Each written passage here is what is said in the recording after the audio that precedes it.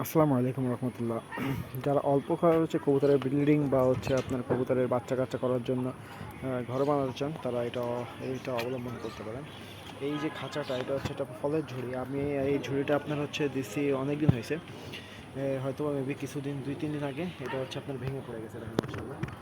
তো এখানে সুবিধা কি হয় বলি, এখানে যখন কবুতর ডিম পাড়ে, তো ডিম পাড়ে কবুতর এক কোনায় ডিম পাড়ে, মাঝখানে কখনো ডিম পাড়ে না। তো বাচ্চাটাও যেখানে ডিম পাড়ে সেখানেই হয়।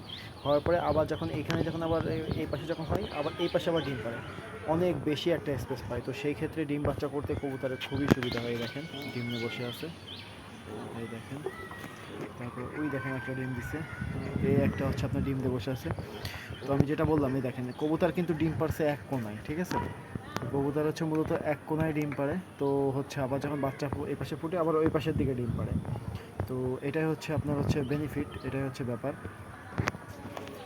তো তার মধ্যে আবার এই দেখেন ধাপের ভিতরে আমি আবার এইখানে নিচে দিয়ে দিছি।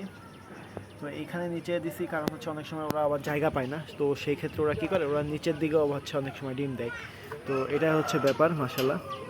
তো কবুতর লফটে এই মোটামুটি আপডেট ছিল।